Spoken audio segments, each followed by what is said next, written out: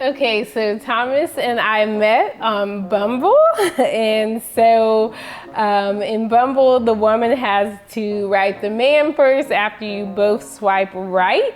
And so I had to message him, and I'm just going to read you what my profile said, and then Thomas will read you his.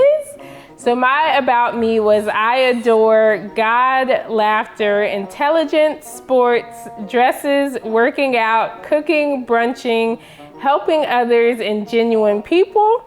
Track girl, alumna, true Georgia peach, and old soul. And I said, recently moved to Durham and hope to make some new friends.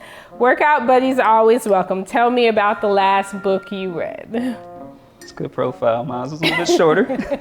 Raleigh, working and living, Georgia born, NC raised, sports, live music, beer, and travel, Falcons, Tar Heels, Bulldogs. I guess straight to the point.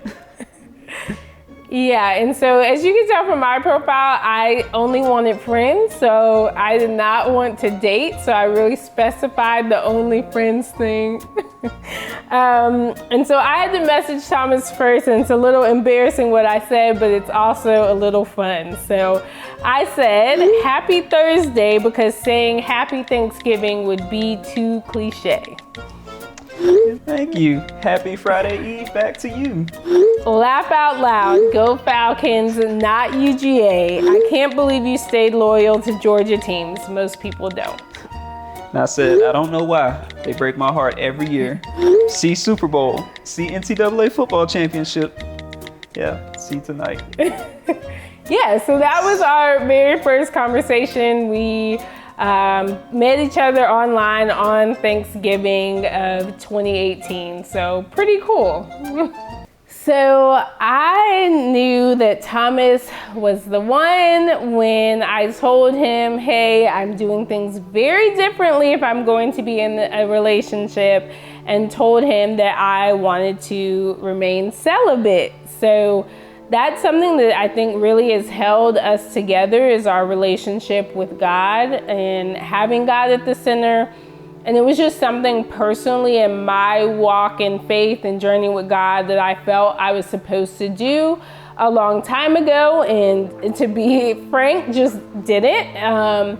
And I just decided, like, no, I'm completely releasing to God and His will for my life.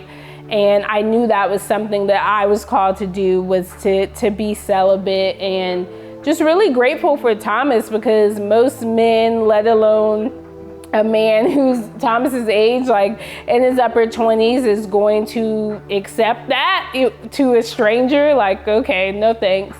And just so grateful that Thomas was there, and he said, if that's, what you want to do, I'm here for you. And so to this day, we are celibate, and it just makes our bond, to me, even more special that, our wedding day or after will be the first time that we're together. And so just really, really love that. And now it's just so much a part of my testimony, but our testimony as a couple. And I just know most men would never do that for a woman. And so just love that God has really been at the center, because when you tell someone you're doing something like that for God, they either have to say okay or no. And Thomas has always been just very encouraging, and I can honestly say I don't think I could have been there for him and his family if things were different between us. Like, I think at that point I would have been like, I gotta go, this is too much. But when you really build a friendship and relationship just off of talking and trust and bonding and God and scripture and prayer, I think that just made us so much stronger. And so that's why today, for us to have that discipline together, I know that we can go through anything. So I really felt that Antonetta was the one for me during a down period in my life. My father diagnosed with cancer in February of 2019. And I even told her, kind of when it started, I'm not too sure if you want to be around me. Like, I'm not sure how I'm gonna be. Like, this is the first time anything like this has happened. Like, none of my immediate family that close is, had cancer or had like a illness such as that. And I haven't even had anyone close to my family, like, pass. And so, unfortunately, that was just kind of a real life thing that just might happen. And he did pass in April of 2019. And I think just from the way that she pretty much held me down all through this time, like from all those nights coming in from the hospital and going to her place and really just being a shoulder to cry on and somebody I can pray with and whatnot.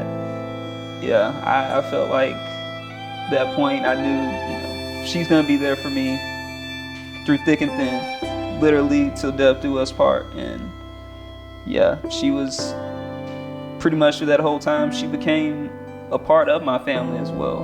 I mean, folks saw her and folks knew that she needed to be there for me. Like, she was there when I heard, and yeah, she was there.